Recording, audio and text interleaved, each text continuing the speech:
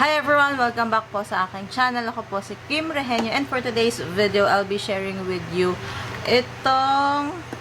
Nalimutan ko yung pangalan niya. I'll be sharing with you itong Perry Smith na dust mite vacuum cleaner. So, nabili ko lang siya sa Shopee and ipapakita ko sa inyo kung paano ko siya nagagamit. So, let's get right into the video. So, itong Perry Smith na vacuum cleaner, ginagamit ko siya dito lang sa kama.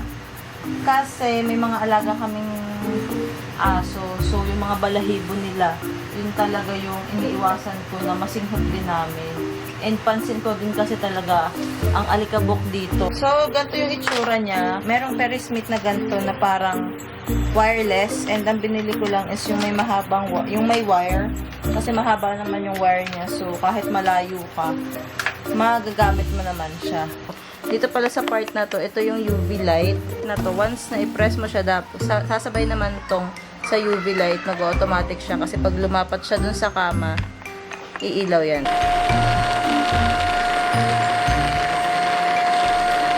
Dito din yung suction niya. Dito yan humihigop. Kita niyo ba? So, dito part na to. Dito niya nahihigop lahat. Kung sakto, magpapalit tayo ngayon ng bedsheet. So, ipapakita ko sa inyo kung paano ko siya ginagamit. So, natanggal ko na yung bedsheet. And, ang gagawin ko, iba-vacuum na natin siya.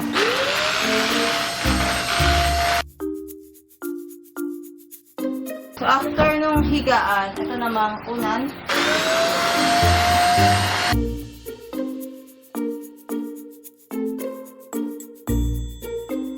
So, before ako maglagay ng bedsheet, dito sa kama, maglalagay ako nitong mattress. Ano ba tawag? Para kasi yung mismong kama, hindi agad siya magalaw.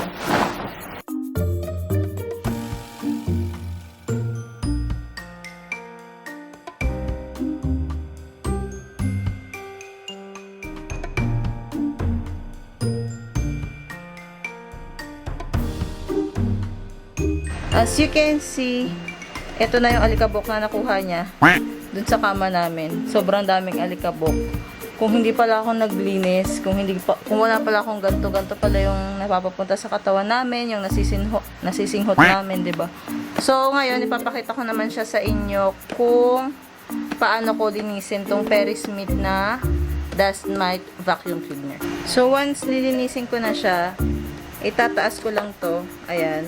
So ito lang yung dadalhin natin para malinisan yung mismong filter niya. Once na maglilinis ako nito, ang ginagamit ko lang is brush, pwedeng toothbrush, and dishwashing liquid or kaya all-purpose cleaner kasi minsan may amoy siya.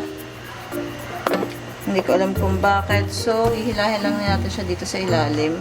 Ikot nyo lang. Twist lang pala. Hihilahin lang siya dito. Ayan. So, kung makikinig nyo yung click na yun, kasi aangat mo lang. Diba sobrang daming alikabok? Ayun pa, yung nasa loob. So, itatapon ko na to.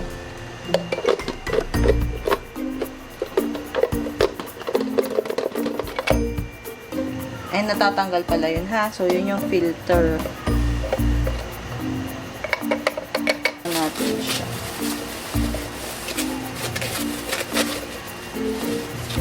And then, hugasan ko na. So, yan, kung makikita nyo, sobrang daming alikabok. Ito yung filter. So, kailangan natin siyang hugasan. Or linisin. Kasi once na hindi, wala siyang mahihigop na dumi.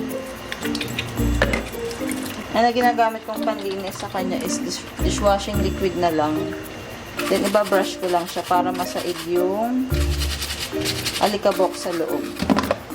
Once kasi na hindi dishwashing liquid yung ginamit ko, na-try ko na siya na tubig lang. Wala akong ibang nilagay. So, umaamoy siya. Hindi ko alam kung bakit. Pero medyo mabaho yung amoy. Once na inon ko yung vacuum. Tapos, nung nag-try ulit ako linisin siya ng may all-purpose cleaner. Yung medyo mabango. So, ayun. Wala na siyang amoy.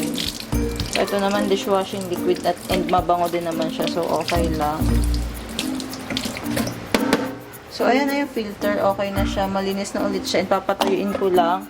Same lang dito sa kasama niya, lilinisin ko lang din para talagang tanggal yung mga alikabok.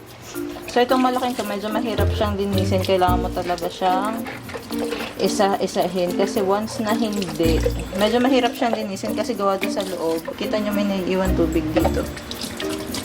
So, yun lang. Sana may nakuha kayong tips sa video na to. And kung nagustuhan mo tong video na to, please like this video. And also, kung hindi ka pa nakaka-subscribe, make sure to subscribe. And also, please press the notification bell button down below para in case na may new upload ako, manonotify ka. So, see you again on my next one.